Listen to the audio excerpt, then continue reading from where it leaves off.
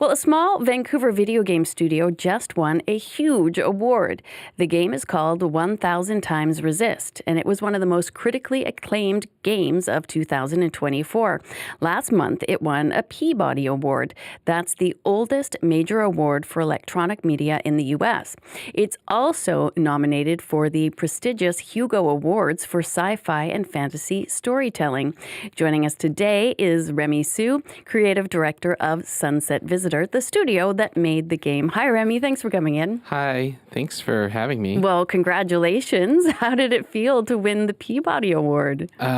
It was pretty surreal. Yeah. We got there. We just got back from LA for the ceremony, and kind of walking through it, it was just kind of taking it step by step because the actual ceremony itself was pretty nerve-wracking for me. I can imagine. It's a lot of pressure.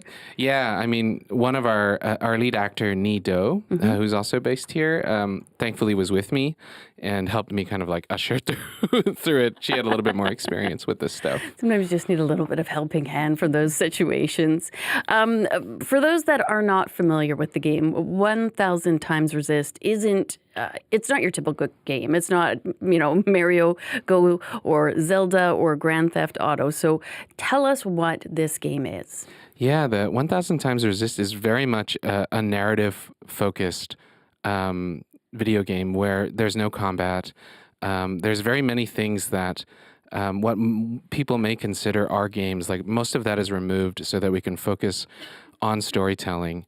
And so it really is about living inside that science fiction world, exploring why it became the way it is, and then kind of working through all the problems that present themselves in that world. Then it's a very narrative-heavy game. So why did you decide to tell that story as a video game as opposed to, a novel or a TV series? Yeah, I think something that's happening right now, and I think also specifically in Vancouver, is that I do think it's the time for indie games. And part of that is you are able to reach a certain scope with the storytelling that you wouldn't be able to, say, on film or television. And you're able to do it at an indie scale. And so that gives you a lot of creative freedom, a lot of experimental room to try and discover new ways to tell the story in video games. So I think a lot of it was about the energy of just kind of being early on discovering this medium, continuing discovering this medium. Yeah. And I know that, Vancouver is also kind of a hotbed for indie game developers. Well, and it's nice that you can have that sort of freedom to explore and push the boundaries of what people traditionally expect from a video game. Yeah, and I think, it would have been really difficult to get this made as a film and TV thing. But with the indie game, they people largely left us alone to make what we wanted to make. Which is always a lovely problem to have. It does seem like the story has its origin in, I guess, sort of two big news stories. So the 2019 protests in Hong Kong, but then, of course, the COVID-19 pandemic of 2019. Talk to us about how those two things maybe inspired the story and what you wanted to say about those two events. Yeah, my background is in the experimental performing arts. So I worked here in Vancouver and abroad as a new media artist and theater artist. And so, much of that is being very porous to the world. And so I would say this game is so focused on the year 2020. And when we started making the game, those were just some of these things that were happening immediately in my life. Of course, the pandemic and, of course, some of the things happening in Hong Kong. A lot of that just kind of bled into the process and bled into the environment in which it was made. But I would say it's also a continuation of a lot of the work that I was doing also in the performing arts with my interdisciplinary company called Hong Kong Exile. So it really is a continued extension along all of those lines. And I think those events kind of happening very close together, it was just really much on my mind, and I kind of felt like I needed space to think, and I guess the way that I think is I make art. So well, this helps you process, and a lot of the game touches on the experience of being the child of immigrants. So how much did you want to bring to that in this experience? Yeah, I think many of the writers on the team have some connection to Hong Kong and are either first or second gen immigrants. Okay. And so a lot of that lived experience pours into the game.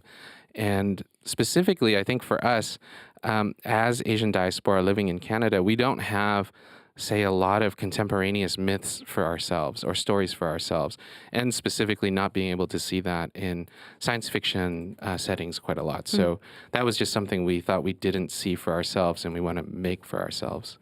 Do you feel that, there is enough support here in Vancouver for indie designers such as yourself, or is that something we need to maybe focus on a bit more? Yeah, I mean, if I can get my lobby on.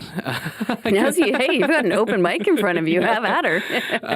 I think that Canada does do a really good job funding indie games and supporting indie games on a federal level. I think that provincially there is more opportunity for us to find ways to support indie developers. We see so many indie developers here making kind of internationally critically acclaimed games. And it's become kind of a huge cultural export, I think, in terms of, if we always talk about Canadian-made IP, Canadian-born IP, like we see indie games really achieving that and being distributed and recognized internationally on so many different levels.